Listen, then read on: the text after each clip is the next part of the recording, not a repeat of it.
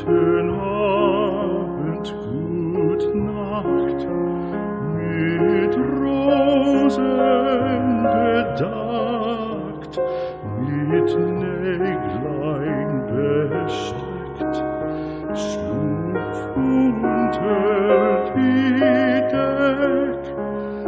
Morgen früh, wenn Gott will, wirst du wieder geweckt. Morgen früh, wenn Gott will, wirst du wieder geweckt.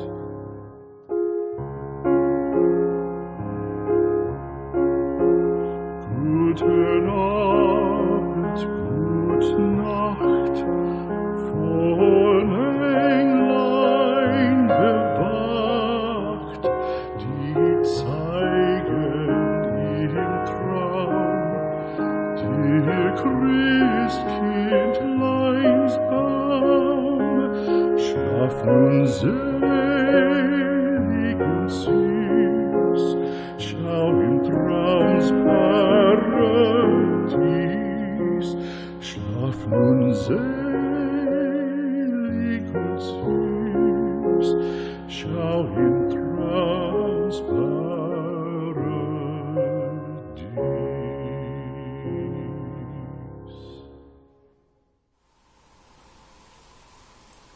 리걸마인드 연구소입니다.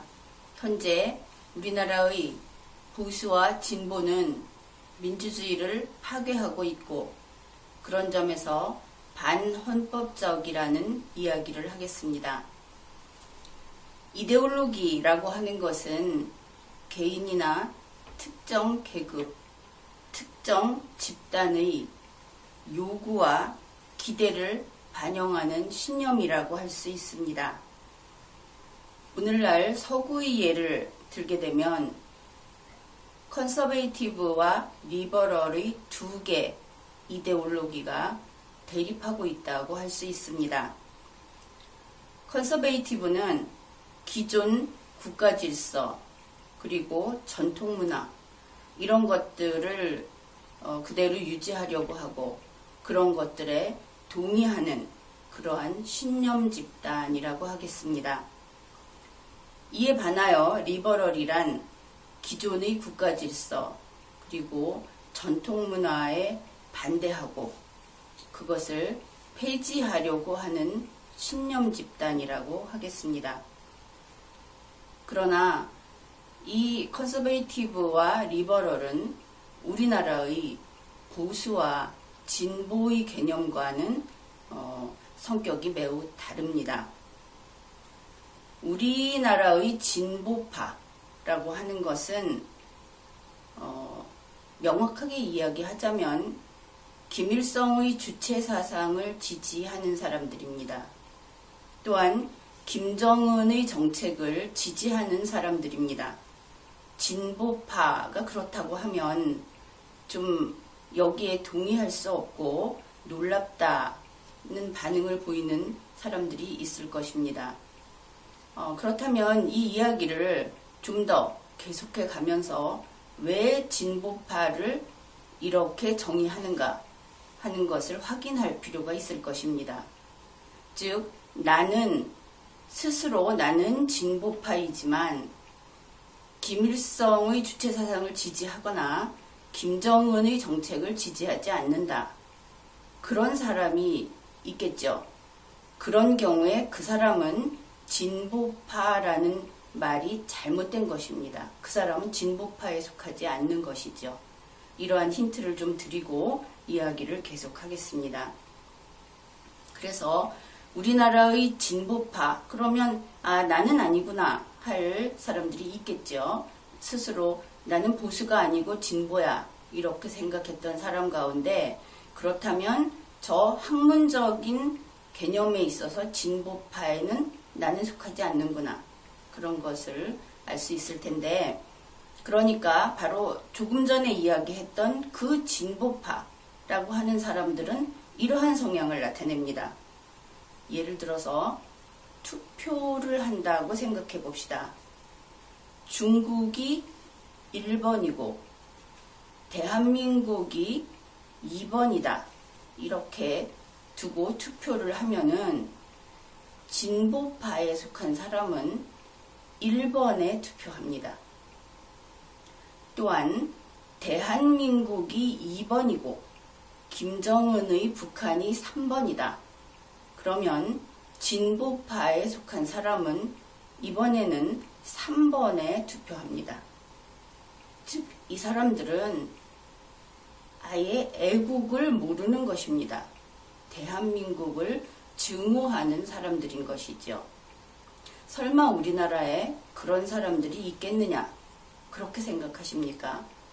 그런 사람들이 있습니다.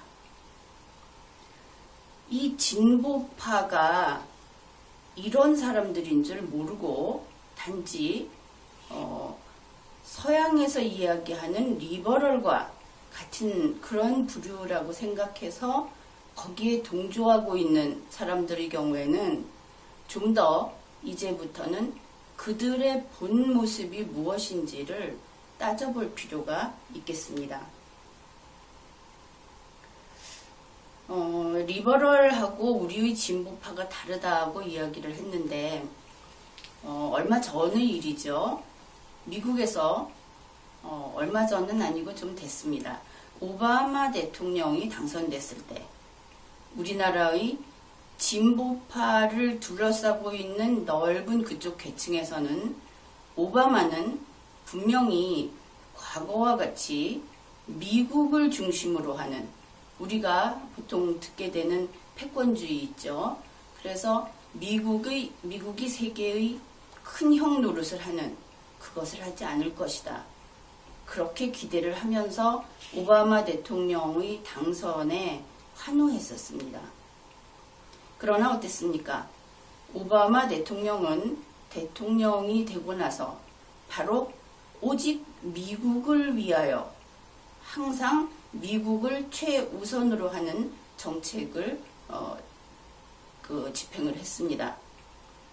미국을 위주로 하다 보니까 처음 기대와 다르게 약소국인 제3세계에 있는 어느 나라와 미국이 경쟁을 하게 되면 이전의 생각대로 리버럴이라면 그러면 약소국에게 베풀어야 하겠죠. 양보해야 하겠죠. 그러나 그렇지 않았습니다. 오바마 대통령은 약소국과의 경쟁에서 반드시 미국의 승리를 따냈고 미국이 승리할 때 박수를 보냈습니다. 이것이 미국의 서구의 리버럴입니다.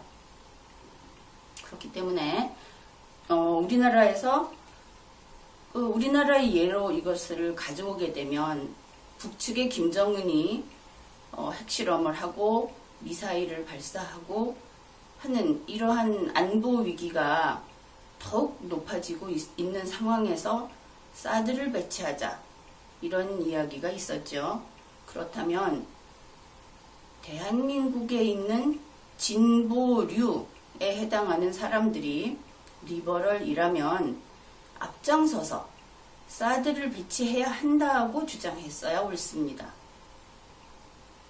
그리고 만일 특정 지역에서 사드 기지 설치, 그러니까 사드 설치 기지로 된 특정 지역에서 반대를 하면 이 경우에는 진보건 보수건 할 것 없이 다 가서 설득을 하고 그것을 수용해 준 사람들에게 감사하고 이렇게 해서 이 나라가 온전해질 수 있도록 노력을 했어야 하는 것이죠. 이것은 또 북측의 김정남 살해 사건이 있었는데 그때 대한민국에게 혐의를 덮어 씌웠습니다. 북측에서. 그런데 이런 경우에는 리버럴이라고 한다면은 이 나라의 국익을 위해서 그리고 이 나라의 진실을 주장했어야 하는 것입니다. 그것은 너희 잘못이다. 대한민국은 그런 국가가 아니다.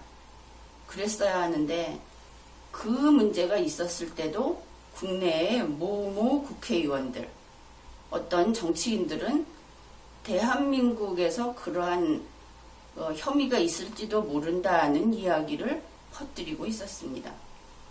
리버럴이 될 자격이 없는 것이죠. 그래서 이런 진보파라고 하는 사람들은 설령 그들이 대한민국 헌법과 법률 하에서 국회의원이 됐다고 하더라도 진보파의 이데올로기를 지키고 대한민국의 헌법과 법률에 따르지 않는 한 그들은 김정은파라고 이야기를 해도 결코 지나치지 않습니다. 그들이 김정은파인 한에는 우리나라에서 같이 살아가는 것도 사실은 매우 힘들고, 그리고 우리나라에서 공직을 맡는 일은 있어서는 안 될 일이죠. 대한민국의 모든 개인과 집단은 이러한 김정은파로서의 진보파가 되면 안 됩니다. 이것은 사상의 자유의 선을 넘어서는 것이고 반국가적이고 우리 모두의 안전과 공존을 해치는, 직접 우리에게 위해를 가하는 집단이기 때문입니다. 그러한 집단에 동조하면 안 되는 것입니다. 그런데 특히 이 진보파들이, 우리 국민들이 민주를 좋아한다는 뜻에서 그 그룹의 이름에 민주를 많이 붙입니다. 민주라는 글자가 들어있는 그룹 중에 대한민국의 헌법과 법률을 최우선시하고 대한민국을 첫째로 치지 않는 그룹이 있다면 그들은 민주가 아니라 김정은파의 그 거짓 이름인 진보파인 것입니다. 그래서 이러한 사람들은 대한민국의 헌법 하에서 대한민국의 대통령, 국회의원, 시장, 교육감 이런 선거직 공무원이 되어서는 안 됩니다.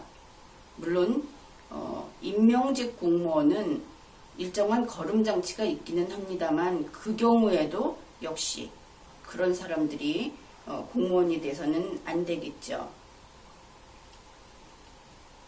그런데 이 김정은파라고 하는 것이 이제 국민들의 민주주의 의식이 높아지다 보니까 그 정도까지 하는 것은 안 돼 하는 그 국민들 차원에서, 또 국민의 그 그룹인 대중의 차원에서 직접 반격을 받기도 했습니다. 벌써 세월이 오래 지났죠.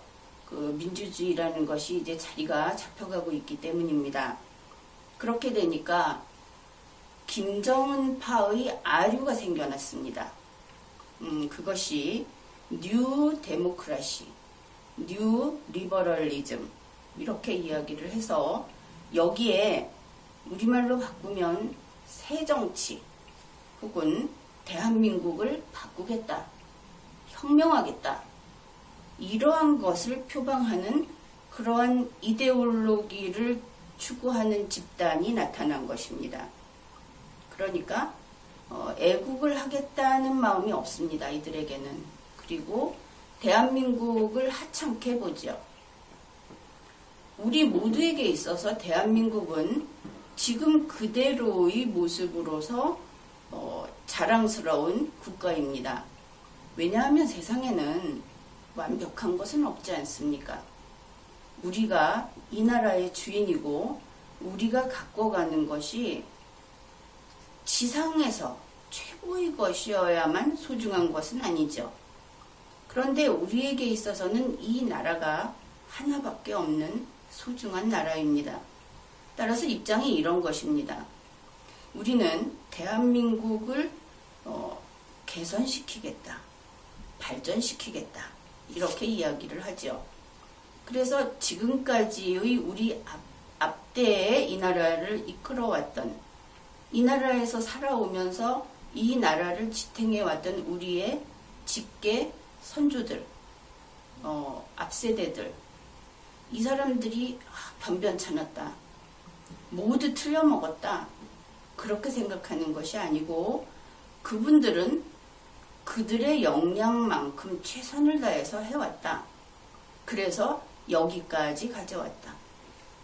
그러면 우리는 우리가 가지고 있는 최선의 노력을 다해서 다시 그 앞 세대로부터 물려받은 이 나라를 더 발전시키고 더 나은 곳으로 만들어서 우리의 다음 때에게 물려주겠다. 이럴 때 우리가 해야 할 것은 국가에 대한 비난은 아닙니다. 국가는 비난받을 여지가 없는 것입니다. 그런데 이 진보파에 이렇게 끈이 닿아 있는 사람들은 아주 쉽게 국가를 비난합니다. 이따위 국가. 그것은 아주 못된 것입니다.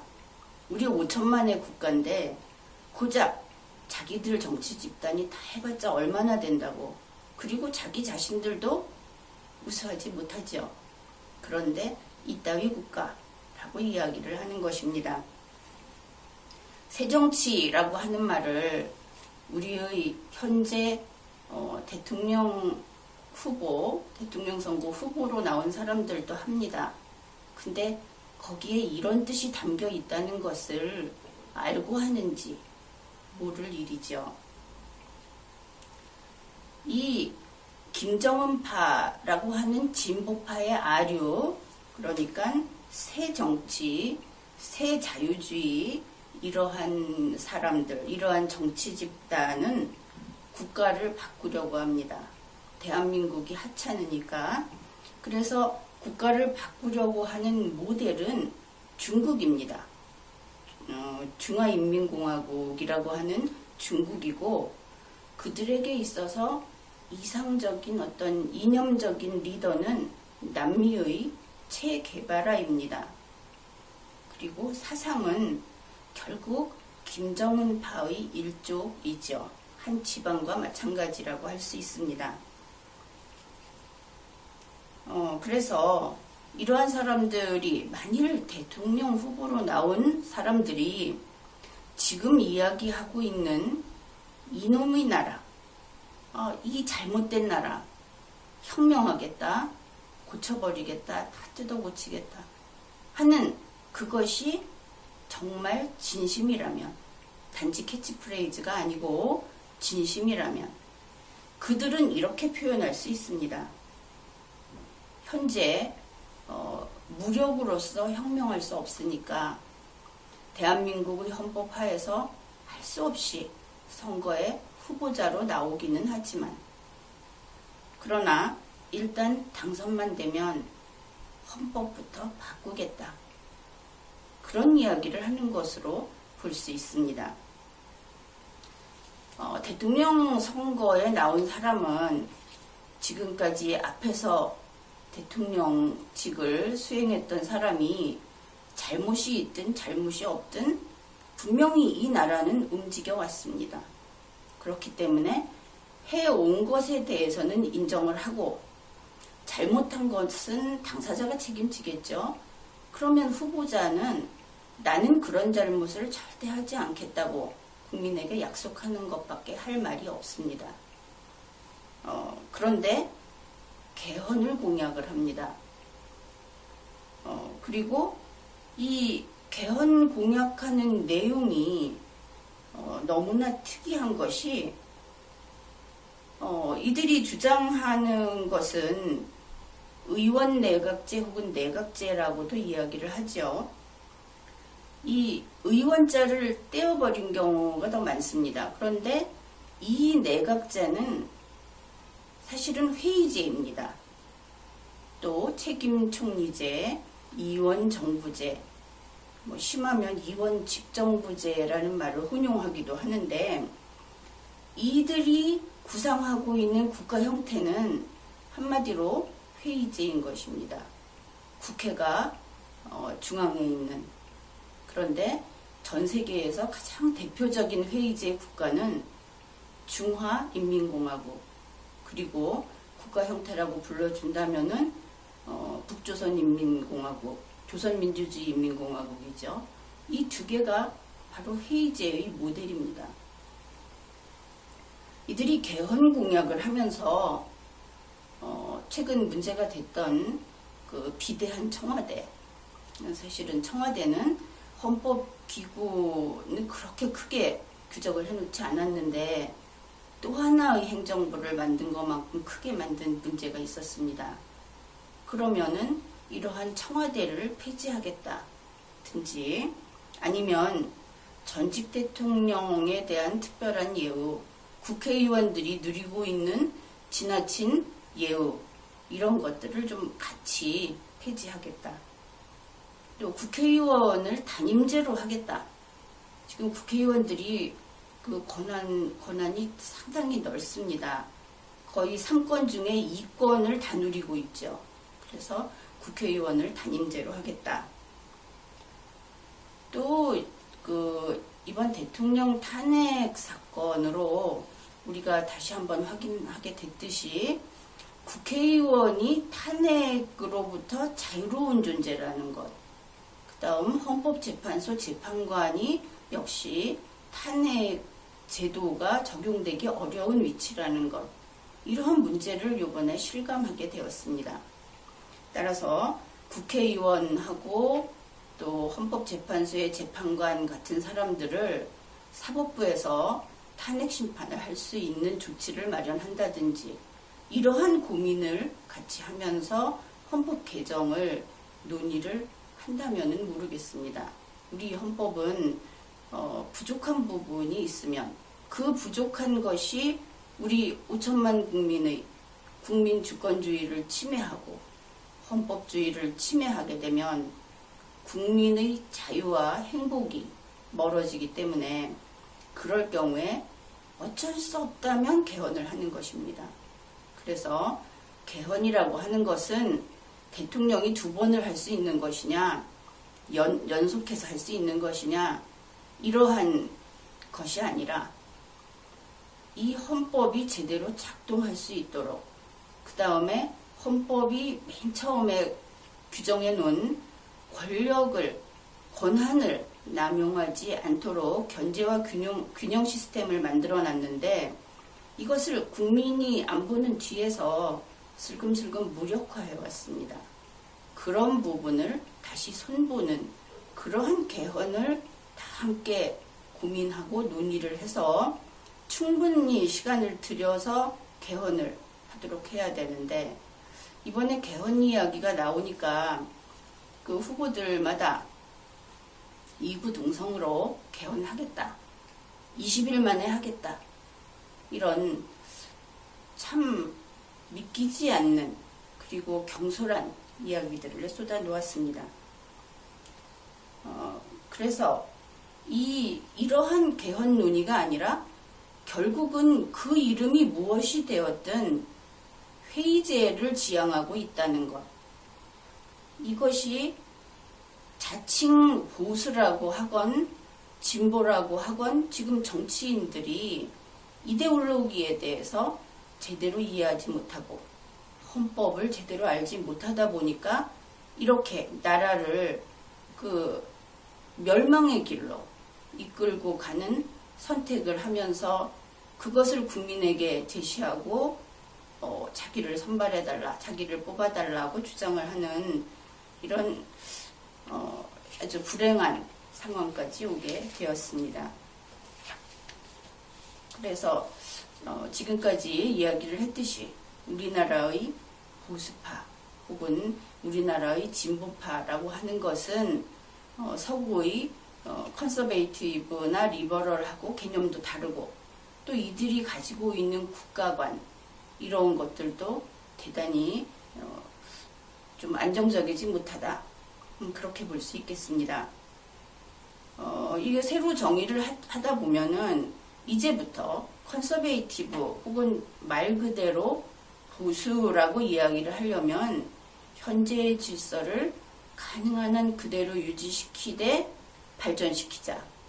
이런 쪽이고 리버럴도 오늘날의 헌법주의 하에서 인정되는 리버럴이라고 한다면 현재의 질서를 조금만 고쳐서 아주 문제가 되는 것만 고쳐서 그래서 발전시키자.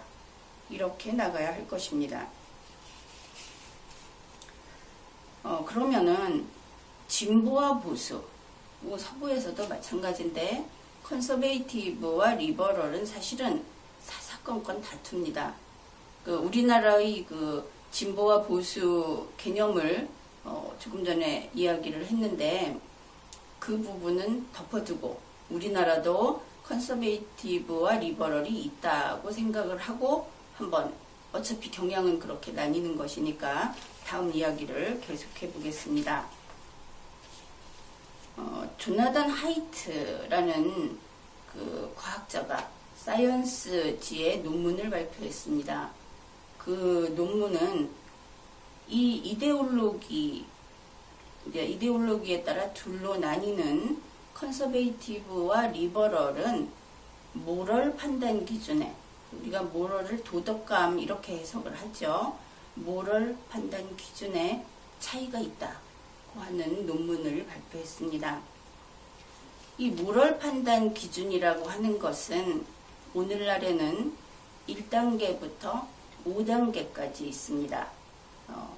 첫째는 침해에 대한 동정심, 둘째 공정심, 공정함과 이타주의, 그리고 셋째는 충성심과 명예심, 넷째 권위와 존경심, 다섯째 순결과 존엄성, 이렇게 5가지가 있는데 5가지 단계에서 컨서베이티브는 어떤 상황에서 모럴 판단을 할 때 이 5가지의 단계를 다 거칠 능력이 있습니다.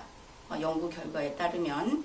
그런데 리버럴은 앞에 있는 첫 번째와 두 번째만 판단할 수 있는 능력이 있습니다.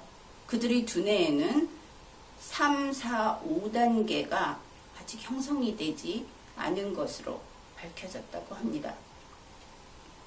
그래서 이 두 컨서베이티브와 리버럴은 서로 바라보는 시각이 다르고 또 그렇기 때문에 서로 상대방의 이야기를 이해하기 어렵고 서로 합치를 이루기 어렵다고 합니다. 그러니까 우리가 왜 이 어떤 이데올로기가 다른 사람들은 끝까지 싸우죠.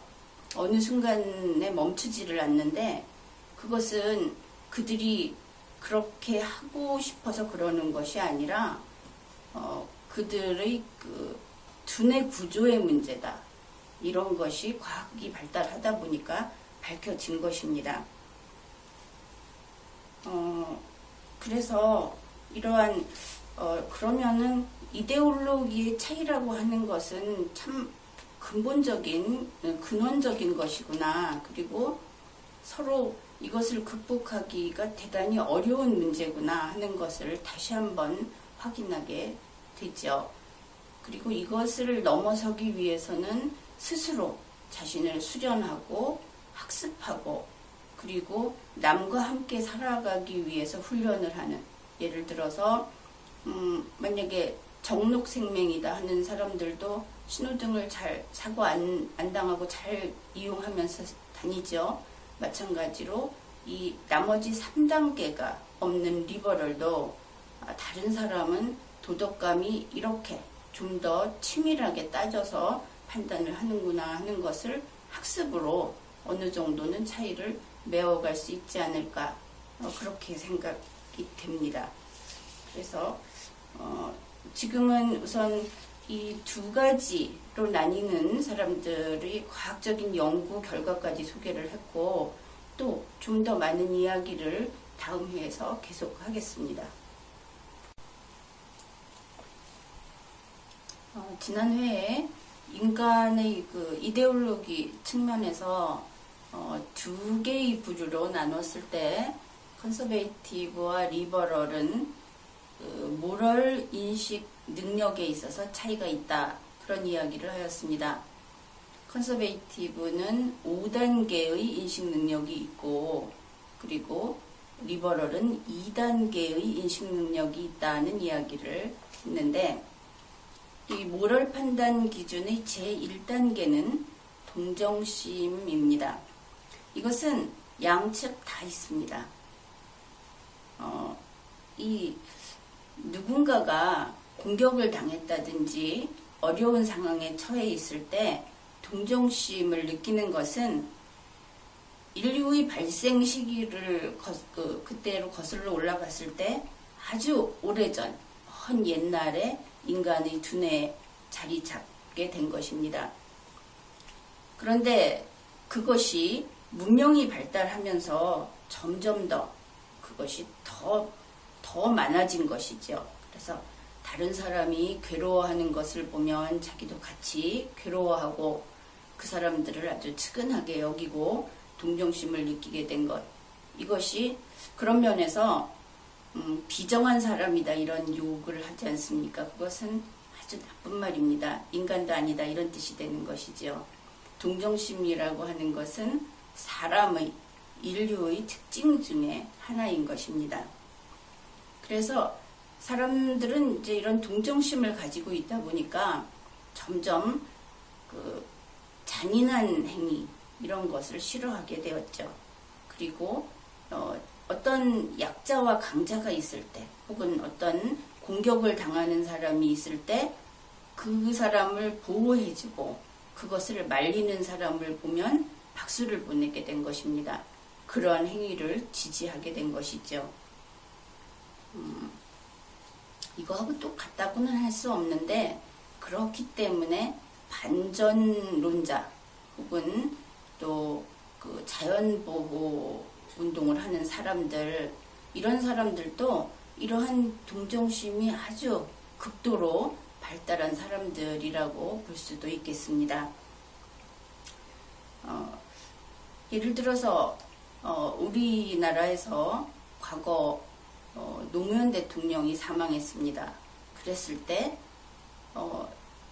컨서베이티브나 리버럴이나 할 거 없이 사실은 전 국민이 안 됐게 생각했죠. 좀 행복하게 오래 살았으면 좋았을 텐데 어려운 일이 있더라도 참고 살았으면 또 비록 정치적으로 서로 의사는 다를지라도 노무현 대통령이 머리 허연 노인이 돼서 또 나와서 우리 국민들에게 좋은 이야기를 들려주기도 하고 그랬으면 좋았을 텐데 이렇게 다 같이 느꼈던 것입니다. 왜냐하면 동정심이나 혹은 다른 사람의 슬픈 일 그런 것에 동조하는 능력은 모든 인간이 아주 고대로부터 머릿속에 지니고 있던 것이기 때문입니다. 물론 그렇지만 이제 그 일이 지나고 1년, 2년, 3년 지나고 나서도 똑같이 동정심을 느끼게 된다면 그분들은 혹시 나는 리버럴 성향이 아닌가 좀 생각을 해보셔도 될 것입니다. 왜냐하면 이렇게 시간과 함께 그 동정심은 자연스럽게 지워져 가고 또 동정심 하나만 보지 않고 이 공동체 속에서 그것을 수용하고 참아야 되는 것이 있다는 것을 또 그 지적인 사람들은 알게 되죠. 근데 이제 그런 과정을 거치지 못하고 초기 단계와 똑같은 정도의 슬픔, 비통함을 느낀다면 혹시 나는 동정심 과잉, 즉 리버럴이 아닌가 이렇게 한번 생각을 해보셔도 될 것입니다. 또 다른 면으로 최근에 그 대통령 탄핵하고 이렇게 맞물려 가지고 최순실이라고 알려진 지금은 피고인이죠. 그런 우리나라 국민이 있었습니다. 그 사람이 피의자 신분으로 있을 때 면회를 금지했다고 뉴스에서 봤는데 그것은 21세기에 있어서는 안 되는 인권 침해다 이런 생각을 하는 분들이 많을 것입니다. 그것은 특히 오늘날과 같이 사람들이 다 교육을 받고 자유의 소중함을 알고 있고 또 자기가 법을 위반했을 때는 책임을 져야 된다는 것을 은연중에 알고 있는 사람들을 수사해서 재판하고 그 책임을 묻는 이런 시스템 속에서 사람을 마치 동굴 속에 집어넣는다든지 토굴 속에 놓고 가두는 것처럼 이 우리나라의 이 문명 세계와 단절시킨 것이죠. 면회 금지라고 하는 것은 그것은 폭력이고 고문입니다. 정신적으로 아마 피해를 많이 입지 않았을까 생각도 듭니다. 왜냐하면 그 사람이 특정 그 법률을 위반했죠. 특정 행위를 했지 그 사람의 머리카락에서 독소를 뿜어낸다든지 피부에서 독소를 뿜어낸다든지 해서 우리에게 해를 끼치는 사람은 아니거든요. 그래서 이런 경우에 우리 모두가 모르는 척 혹은 모르고 지냈지만 이 사실을 알았다면 아마도 리버럴에 속하는 사람이라 할지라도 동정심을 느낄 것입니다.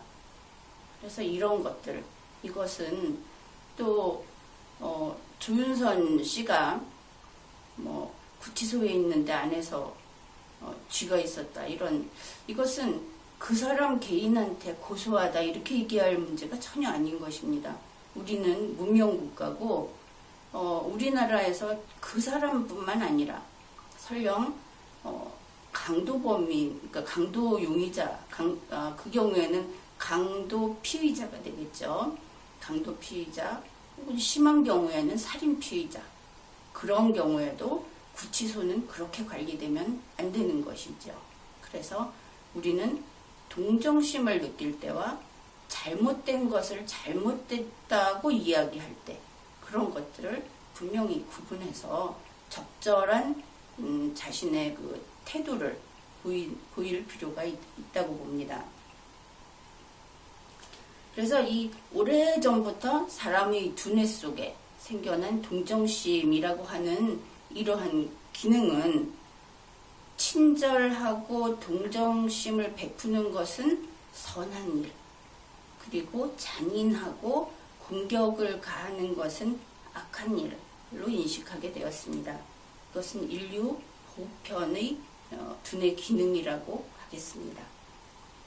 두 번째, 모럴 판단을 할 때 컨서베이티브와 리버럴이 똑같이 이 2단계의 모럴 판단도 하게 됩니다. 두 번째는 공정함과 이타주의입니다.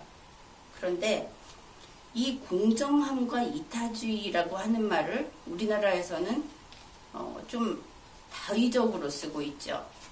그런데 이 서구에서는 특히 이제 이러한 그 인간의 정신의학에 대한 것을 다루는 이 분야에서는 그 개념을 다르게 정의를 합니다. 그 부분을 이야기하겠습니다.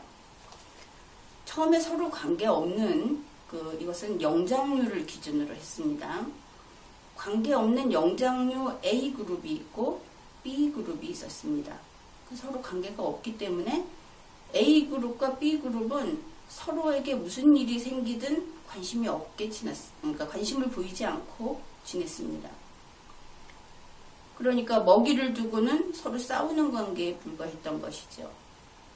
그런데 어떤 계기로 B그룹이 어려움에 처했을 때 A그룹이 도와줬습니다. 이것을 도움 1단위라고 합시다. 그리고 시간이 지났는데 이번에는 A그룹이 어려움에 처하게 됐습니다. 그러니까 B그룹이 역시 도움 1단위를 도와줬습니다. 이렇게 하다 보니까 A그룹과 B그룹은 관계없는 사이가 아니라 동맹관계가 되었습니다. 이번에는 가만히 있다가 C그룹이 B그룹을 공격하면 A그룹은 B그룹을 도와주러 갑니다. 결국 C그룹은 A그룹에게 있어서는 공격하는 상대가 되게 되죠. 그러니까 적이 되는 것입니다. 이러한 관계가 형성이 되죠. 그러면 이제는 이렇게 됩니다. B의 적에 대해서 A가 분노합니다. 이것을 이 학문적으로 협력이라고 표현을 합니다. 이해가 되죠. 도움 1단위가 이 경우에는 협력으로 나타나게 됩니다. 그리고 반대로 그 B의 위기가 있을 때 A가, 이때는 공격자가 없습니다. B의 위기가 있을 때 A그룹이 도와줍니다. 이것은 배려가 됩니다. 두 가지를 잘 구분하십시오. 이건 배려가 됩니다. 그 다음에 A가 위기에 다시 처했을 때 B가 나도 돕는다. 이런 관계가 됐을 때 이것도 배려일까요? 이것은 그렇지 않습니다. 아주 잘 알고 있는 영어에서 give and take라는 말이 있죠. 바로 이것이 공정이라고 하는 것입니다. 공정. 즉 A가 1단위를 도와주는 것은 배려, B도 1단위를 도와주는 것은 공정. 그러니까 공짜로 받으면 안 되는 것입니다. 마찬가지로 이 경우는 어쩔 수 없겠지만 공짜로 도와주면 안 되는 것입니다. 하나를 줬으면 하나를 다시 줬을 때 갚는 것은 아니고, 하나를 주면 같은 사정이 있을 때 다시 하나를 받을 수 있다. 이런 약속을 믿는, 이것이 이루어지는 곳이 공정함이 실현되는 상황이라고 이야기하는 것입니다. 그래서 이럴 때 A와 B는 이런 관계에 있는 A와 B를 이타주의 상태에 있다고 이야기합니다. 우리가 흔히 이타주의라고 하면 이기주의의 반대말로서 나만 생각하지 않고 남도 생각한다. 그렇게 이야기를 하죠. 그런데 배려와 공정이 그 바탕에 있는 이타주의라고 하는 것은 자칫 경제적 관점에서 보게 되면 아주 타산적인 것으로 보일 수 있습니다.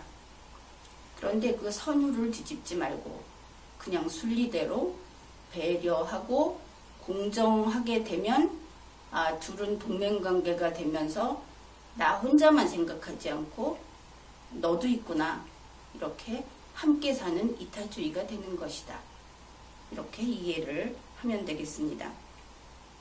그래서 이 이타주의를 선으로 인식하게 된 것이죠. 그 동정심이라는 것이 우리 인류 문화에서 이러한 뜻이 있는 것입니다. 이렇게 볼 때 공정이라고 하는 것은 지켜야 할 최소한의 것입니다. 즉, 이 공정하지 않게 되면 강제해야 합니다. 공정해야 돼. 이렇게 강제해야 하는 것이죠. 이 공정이라고 하는 것은 아주 지선의 것이어서 꿈꿀 수 있는 이상이나 그런 꿈꾸는 대상이 아닙니다.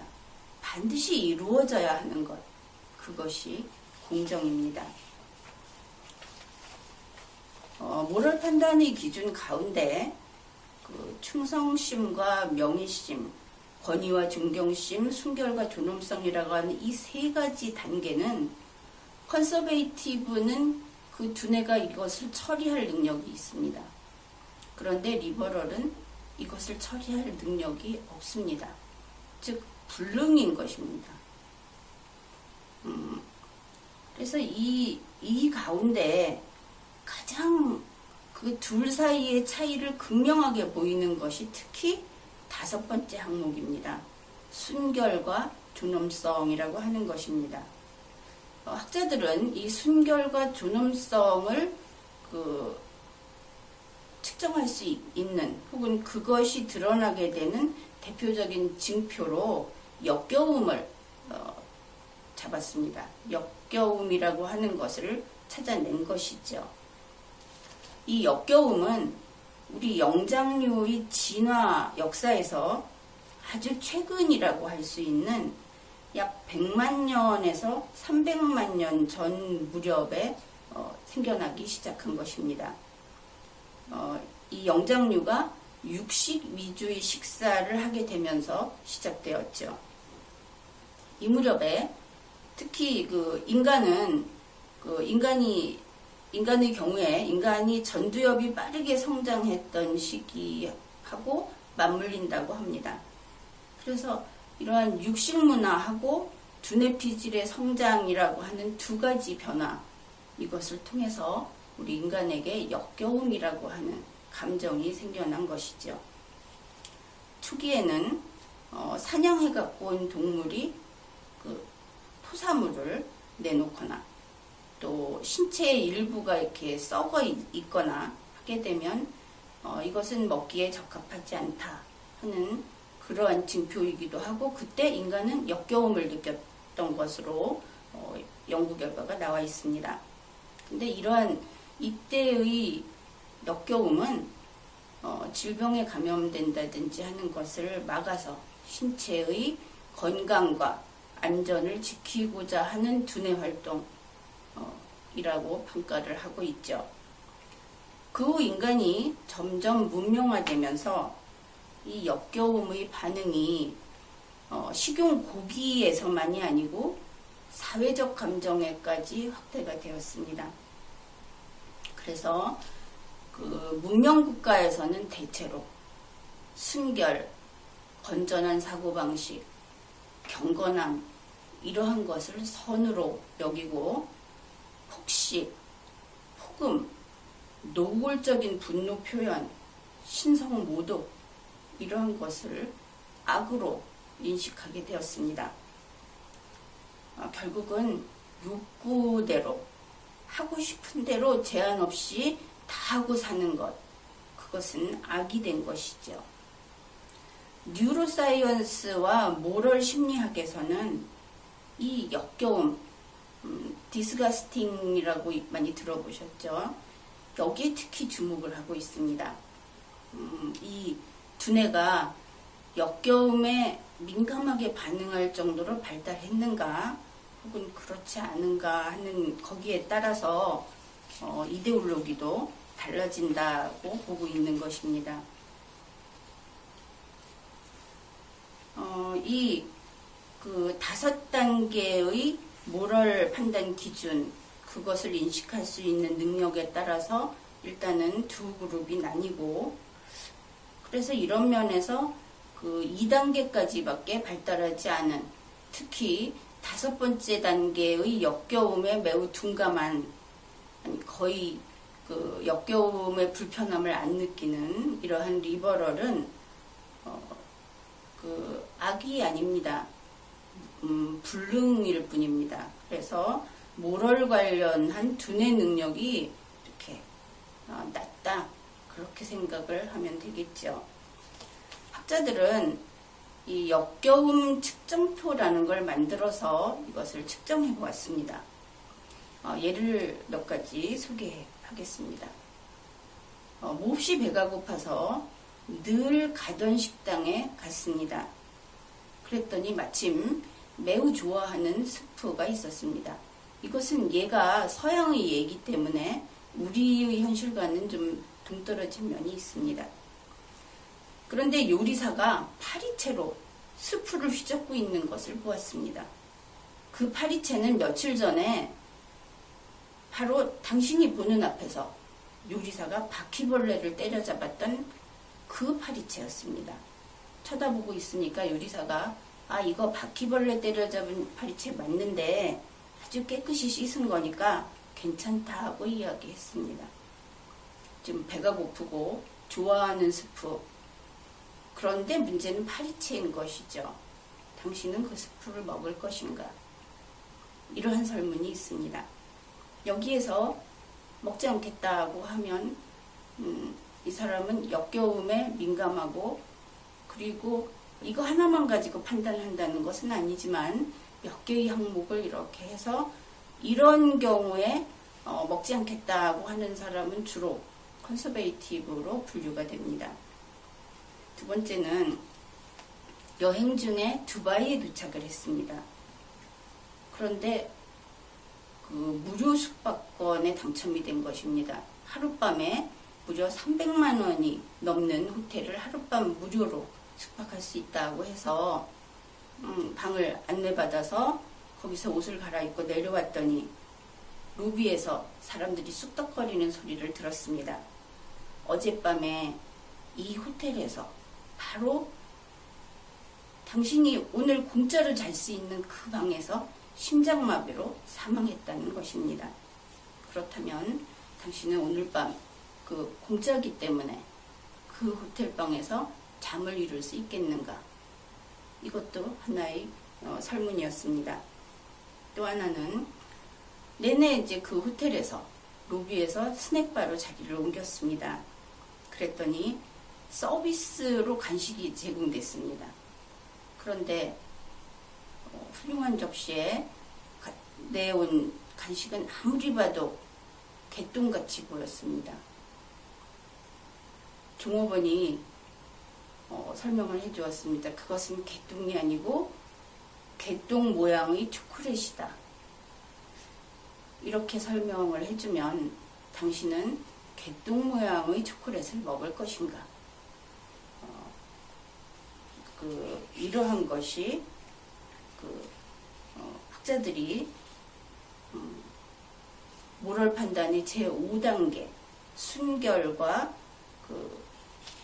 존엄성, 그 중에서 대표적인 징표로 하고 있는 역겨움 테스트의 예였습니다. 여기에 대해서 여러분이 NO라고 얘기를 하면 컨서베이티브 두뇌에 가깝고 YES라고 하면 리버럴 두뇌에 가깝다. 그렇게 이야기를 할 수 있겠죠. 이번 이야기는 여기까지 하고 다음 회에서 또 계속하겠습니다.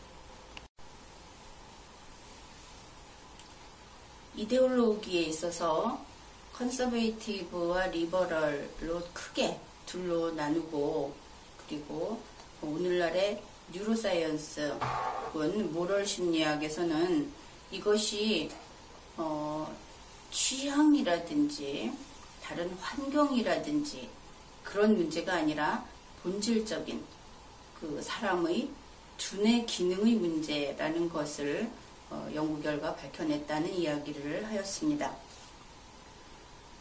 이 논문 앞에서 지난 회에서 소개한 논문을 썼던 하이트 박사 자신은 물론 이 두 가지 이데올로기 중에 어느 하나는 악이고 어느 하나는 선이라든지 이런 식으로 이야기하는 것이 아니라 두 가지가 그냥 다 필요하다고 이야기를 합니다. 이 필요하다는 이야기는 둘 다 있어야 한다는 이야기가 아니고 이것이 다름 아닌 사람의 문제이기 때문에 사람이 어떤 성향이나 어떤 그 능력이 떨어진다고 해서 그 부류의 사람들을 제거할 수 없지 않습니까? 그래서 사람의 문제는 일도양단해서 제거할 수 있는 문제가 하나도 없습니다. 단지 그런 사람으로 태어났다면 우리는 그런 사람이 있다고 인식할 뿐이죠. 두 가지 이데올로기가 다 필요하다. 그러면 리버럴이 우리가 지킬 만한 소중한 인류의 어떤 정신적 능력이다. 이런 의미가 아니라는 것입니다.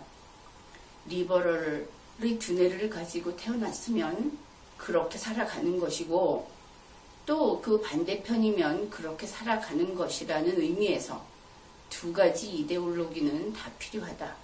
그렇게 이야기를 한 것이죠.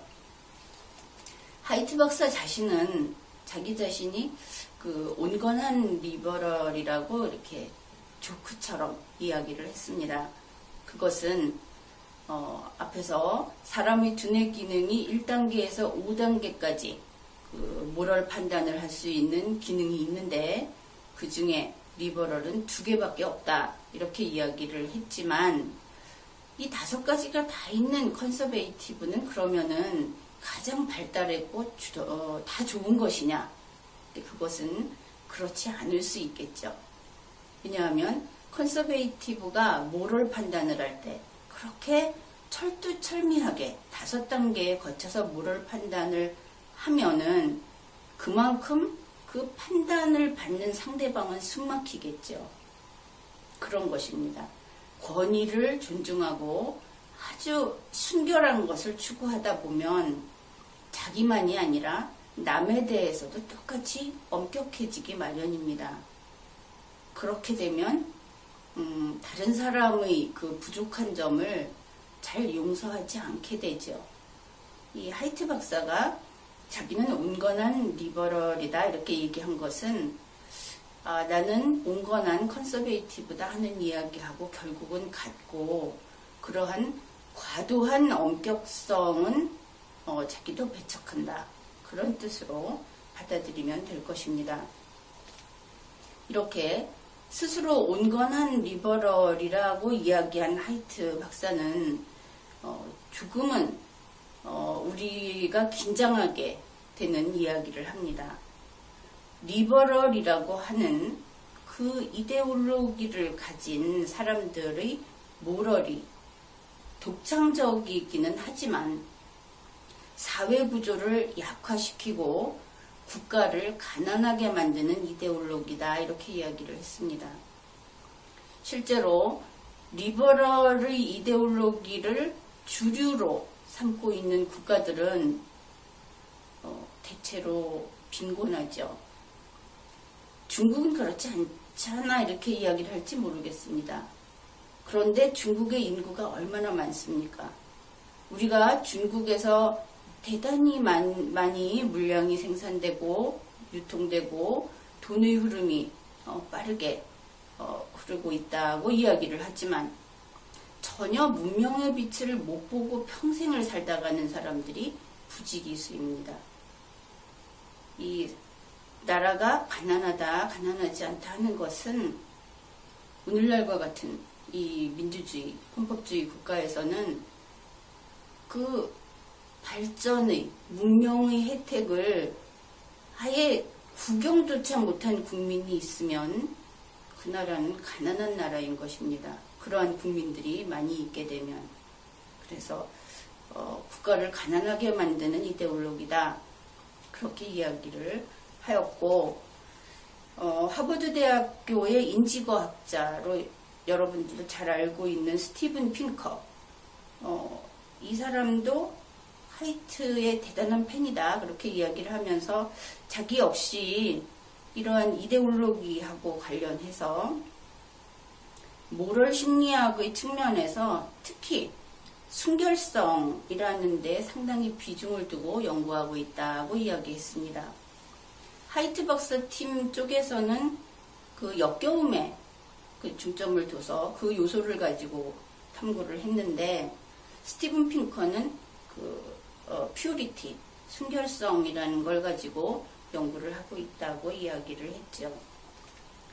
이렇게 이제 과학자들의 세계에서 인간의 어떤 정치적인 불협화음이 어떻게 하면은 해결될 것인가, 혹은 그 원인이 무엇인가 하는 것을 탐구하고 있습니다.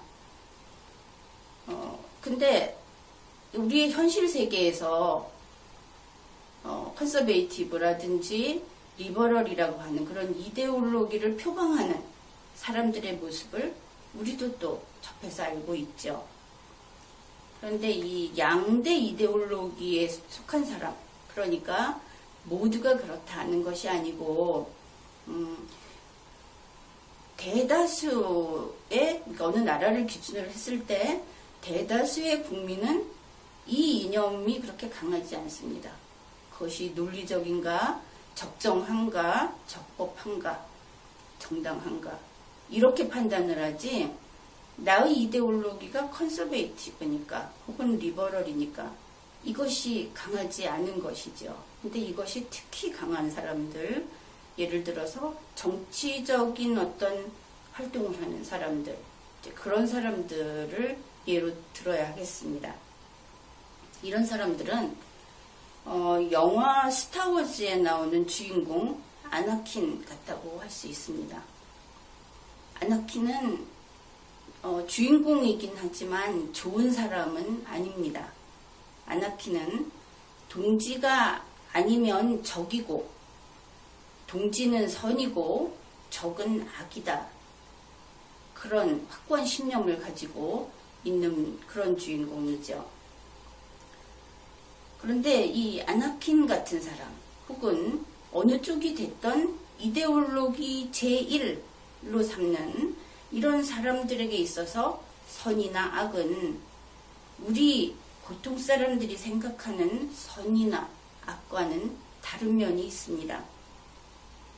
우리는 셰익스피어적인 절대적 선과 악을 이야기합니다.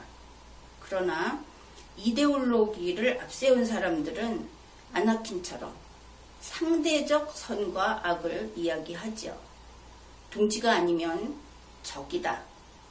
그러한 입장을 취하고 있고, 내 편이 아니면 악이고 나만 정의다. 이런 주장을 하는 것입니다. 이데올로기를 내세우는 사람들은 어느 쪽이 됐든 정의의 이름으로 서슴없이 공존을 두동강 내고 마는 것입니다. 우리가 그토록 소중하게 여기는 공존을 깨뜨리더라도 그들의 정의는 실현해야 한다고 주장하는데, 우리는 그들의 그러한 주장에 동의하지 않습니다. 그것은 처음부터 정의가 아니고 그들만의 정의이기 때문입니다. 예를 들어서 어떤 이번 그 방송을 통해서 많이 들을 수 있었는데, 예를 들어서 제18대 대통령이 탄핵 대상인가 아닌가, 그것을 담당한 국가기관이 결정을 내야 하는 문제입니다. 거기에 대해서 탄핵 대상이 아니라고 말한 사람들은 적폐 대상이다. 적폐라고 하는 얘기는 잘라서 없애야 된다는 얘기입니다. 죽여버려야 된다는 이야기죠. 나하고 생각이 다르면 죽여버리겠다. 그러면 선거 필요 없죠. 나와서 칼 들고 목 자른 사람만 남고 한 사람 죽여버리면 되지 않습니까? 우리의 제도는 그런 것이 아니고, 그런 말은 결코 써서는 안 되는 것입니다. 그런데 그들은 그런 정의를 내세우죠. 어떤 공무원이 부패했을 수 있습니다. 아주 잘못했을 수 있습니다. 그런데 불행하게도 우리 21세기 대한민국에서는 어떤 공무원이 아주 나쁜 짓을 해서 국민들에게 피해를 끼치고 대한민국을 약하게 만들고 그랬다 하더라도 그 사람을 광장에 놓고 돌로 때려 죽이지 않습니다. 법적인 절차를 거쳐서 똑같이 다른 범죄자들하고 똑같이 법적 책임을 묻죠. 그런데 그 사람에 대해서 나는 저 사람의 죄가 좀 적다고 생각한다, 많다고 생각한다, 없다고 생각한다, 이러한 의논을 할 수 없다면 그것은 독재국가 중에서도 특히 무서운 아주 엄격한 신이 다스리는 국가라고 할 수 있을 것입니다. 그래서 그러한 나만의 정의, 나는 내가 대통령이 되면 아주 공정하게 하겠다. 그 사람은 결코 과식을 하는 일도 없고, 음식을 먹고 체하는 일도 없고, 약속을 어기는 일도 없고, 그리고 사고를 저지르는 일도 없다는 듯이 이야기합니다. 그 사람은 결코 물건을 놓치거나 무엇인가를 깜빡 잊어버리는 일도 없다는 듯이 이야기하는 것이죠. 이들은 바로 아나킨류입니다. 자기 편 아니고는 다 적이라는 것이죠. 우리의 대한민국에서 우리의 헌법에 따라서 공무원으로 헌신하겠다고 나온 사람이 감히 주인인 국민들에게 나를 지지하지 않는 너희들은 다 죽었어 라고 이야기를 한다면 용서할 수 없는 일이겠죠. 어떻든 다행히도 우리 현실에서는 아직 그런 사람들이 남아있기는 합니다만, 이런 극단적인 어떤 컨서베이티브, 그들은 인류 역사 발전 단계에서 민주주의가 출현하면서 서서히 도태되었습니다. 또 극단적인 리버럴, 이들도 진화의 과정에서 어느 정도 제거되었죠. 그렇기 때문에 오늘날에는 온건한 부류가 남아있다. 달리 말하면 모두들 국가라는 인간 집단의 조직을 인정하고 공존이라고 하는 공동 목표에 합의한 사람들이 살고 있다고 그렇게 우리는 상정을 하고 있습니다.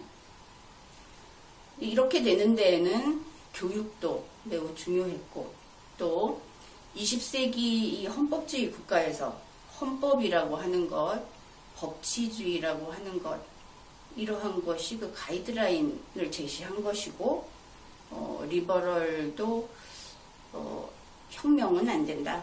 법은 준수해야 한다. 이런 것들이 이제는 모두가 다툼 없이 받아들이는 것들이 되었습니다. 다시 우리나라의 예를 들어보겠습니다. 요즘 우리나라에서는 각종 이슈가 등장할 때마다 서로 정반대의 입장에 서서 그러한 반응을 보이면서 대립하는 그룹들이 있습니다. 이들의 대립은 주부들의 시장 바구니에서도 나타납니다. A그룹은 미국산 쇠고기를 사고 B그룹은 호주산 쇠고기를 삽니다. A그룹은 농심라면을 먹고 B그룹은 삼양라면을 먹습니다.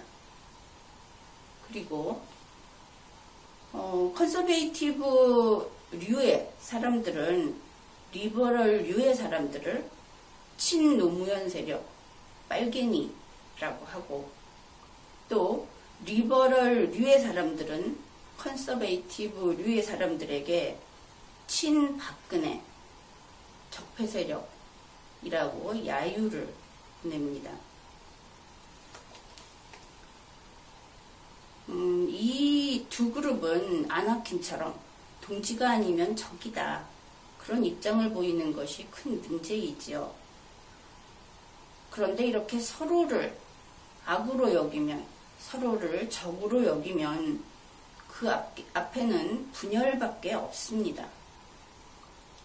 그러니 우리나라에 존재하는 이들 두 그룹, 그들은 서로 이데올로기가 이렇게 대립하는 각각의 이데올로기를 신봉하는 이런 사람들이 21세기임에도 불구하고 온건하기보다는 좀 극단적인 모습을 보이고 있고 이들이 국가의 공존이라고 하는 문명사회의 공통된 합의사항을 지금 망각하고 있다 하는 것이 매우 우려되는 상황입니다. 더구나 근래 우리나라에서는 리버럴의 목소리가 매우 크게 울려나오고 있습니다. 그것은 진보와 보수 이렇게 나뉘어가지고 우리 진보 측을 공격하는 것이냐 이렇게 생각하지는 마십시오. 단지 컨서베이티브와 리버럴로 나눴을 때 리버럴류의 사람들이 많이 보이고 있다는 이야기입니다. 사실 민주주의라고 하는 것은 이제 좀 과거로 가보면 상층에 컨서베이티브 성향의 사람들이 있고 하층에 리버럴 성향의 사람들이 있었습니다. 그런데 리버럴 성향의 사람들이 교육으로 그리고 이 사람들의 능력이 신장되면서 업그레이드 되죠. 그 단계에서 나온 것이 민주주의, 이것이 현실화할 수 있게 된 것입니다. 과거에는 지배계층과 피지배계층의 이야기가 많기는 했지만 피지배계층한테 국가 운영에 참여할 수 있게 해줘도 국가 운영을 할 능력이 사실은 부족했죠.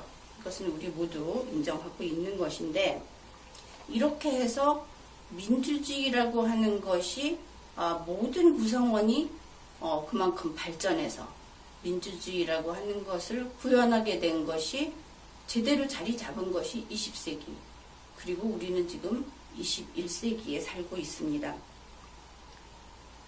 그렇다면은 이제는 조금 변동된 온건한 리버럴과 온건한 컨서베이티브가 있겠구나. 그래서 이 사람들을 다시 영국식으로 좌파와 우파로 나누기도 하고 그렇게 여러 가지 이름으로 불렀죠. 근데 우리나라는 우파가 몰락했습니다. 지금 보수파가 있다. 혹은 극우파가 있다. 이렇게 이야기를 하는데 내가 보기에는 우리나라에서는 컨서베이티브가 없다. 그렇게 보입니다. 즉 좌파와 우파가 있다고 상정했을 때 대한민국에는 컨서베이티브에 해당하는 우파, 그러한 우파가 존재하지 않는다고 보는 것입니다. 왜냐하면 이 컨서베이티브라고 하는 그 계층은 책임감도 있고 그 도덕감도 대단히 높고 그리고 능력도 있고 단지 그들이 너무 엄격하다는 것이 문제가 되는 그러한 특징들을 가지고 있습니다. 그런데 현재 우리나라에서는 그들이 몰락했다고 이야기했는데 그 까닭은 연구하지 않고 돈에 눈 멀었기 때문에 이 컨서베이티브라고 하는 사람들이 리버럴로 가버렸다는 뜻입니다. 즉 좌파가 있고 그 좌파 옆에 우파가 몰락하면서 신좌파가 생겼습니다. 이 신좌파를 보면서 원래의 좌파도 진화를 했죠. 그래서 원래의 좌파가 또 신좌파가 생겼습니다.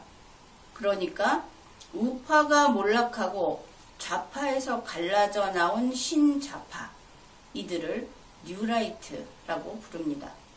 원래는 뉴레프트라고 불러야 더 적당했겠죠. 뉴라이트와 현재의 신좌파는 뿌리가 같습니다. 결국은 같은 편끼리 대립하면서 절대 합의하지 못하는 상황이 벌어지고 만 것이죠. 초록은 동색이라는 말이 있지 않습니까? 그래서 현재 우리의 그 극단적인 이데올로기를 표방하는 그룹들, 그것을 둘로 나눴을 때 대립하는 두 개의 그룹은 신좌파와 뉴라이트라고 그저 부르기로 합시다. 근데 이들은 행위태양이 동일합니다. 하는 짓이 똑같다. 이렇게 이야기할 수 있는 것입니다. 시위를 즐겨하고 모든 정치적 요구사항을 시위를 통해서 혹은 광장에 나와서 요구사항을 밝히고 심지어는 적정한 고소고발이라든지 여러 가지 그 법적으로 마련되어 있는 절차도 자신들만의 정의, 자신들의 요구사항을 관철하기 위한 수단으로 씁니다. 법이 제대로 집행되기 위해서 잘못 가는 것을 지적하는 역할을 하는 것이 아니고 자기들이 요구하는 것이 안 될 때 법적인 수단을 이용해서 주장을 펼치는 것이죠. 이렇게 돼서 이들이 하는 행위태양은 결국은 똑같이 시위한다. 손에 무엇을 들고 있느냐? 이것은 적절한 예는 아닙니다만 가까운 그 과거의 뉴스를 본다면 손에 촛불을 들고 있느냐, 태극기를 들고 있느냐, 혹은 이 구체적인 사건과는 별개로 옷에 사랑의 열매를 달고 있느냐, 아니면은 노란색 리본을 달고 있느냐, 이런 식으로 차이는 있지만 실제로 광장에 나와서 소리를 지르고 경찰을 공격하고 그리고 여러 가지 폭력적인 방법으로 그 행위를 하는, 그 행사를 하는 것 자체가 마치 일종의 영업처럼 보이는 그 과정에서 경비도 충당을 하고 이러한 그 행태를 우리가 목격하고 있습니다. 그래서 전부 리버럴화 되었다 이렇게 이야기를 했는데 그것은 여기서 얘기하는 것은 항상 100%는 아닙니다. 그 한 부분에 집중해서 이야기를 한 것이고 설령 그렇더라도 모든 사람이 다 리버럴이라는 이야기는 아닙니다. 좀 가볍게 이야기를 하자면 태극기 집회에 갔는데 바닥에 앉아서 집회에 참가하는 사람은 자기들이 보수라고 주장을 하지만 실제로 그 사람들은 그러니까 핑커가 이야기하는 순수성이라든지 하이트가 이야기하는 역겨움이라든지 하는 거에 둔감한 사람이라고 할 수 있겠죠. 그래서 그런 사람들은 리버럴류다 이렇게 이야기할 수 있고 또 촛불 집회에 가서도 바닥에 털썩 주저앉는다든지 길거리에서 아무거나 먹고 아무렇게나 행동하는 것을 꺼리고 그렇게 더러운 것을 아주 싫어하고 이런 사람들은 역시 또 리버럴이 아니다. 컨서베이티브에 가깝다. 이렇게 이야기를 할 수도 있을 것입니다. 이것은 내가 진보다, 내가 보수다 하고 알고 있는 거하고 과학적인 기준하고는 좀 다르니까 한번 스스로 자신이 어디에 속하는지 생각을 해보는 것도 좋겠습니다. 어쨌든 최근에 여러 가지로 점점 물이라는 것도 그렇죠. 물을 한번 맨 처음에 깨끗한 물이 나와서 사라져버리는 순간까지 지구 안에서 돌아다닙니다. 그런데 물은 결코 맨 처음과 같이 깨끗해지지 않습니다. 그냥 흐르고 흘러서 증발하는 그때까지 조금씩 오염도가 높아져 가죠. 그것처럼 우리의 그 이데올로기라고 하는 것도 좀 더 힘겨운 단추를 꽉 채우고 자세를 반듯하게 해야 하는 컨서베이티브보다는 적당히 아무렇게나 티를 걸쳐 있고 바닥에 털썩 주저앉는 리버럴로 향해서 가는 것이 아닐까. 과연 문명이라는 것은 이렇게 하얀 곡선을 그리고 있어도 되는 것일까? 그런 생각을 하게 되는데 정치 세력에 있어서는 참 리버럴화 되었다는 것을 우리가 보고 있습니다. 그러다 보니 선거에 임해서도 당장 지지자들이 자기에게 투표해 주기를 바라는 그 간절한 상황에서 어떻게 하면 보다 이 나라를 더 나은 곳으로 만들 수 있는 능력 있는 사람인지를 보여줘야 하는 이러한 선거운동 기간에 어떤 후보들은 적폐 세력을 청산하겠다 이렇게 이야기도 하고 또 나라 같지 않은 나라를 부숴버리고 나라다운 나라로 새로 만들겠다 이러한 캐치프레이즈를 내걸기도 합니다.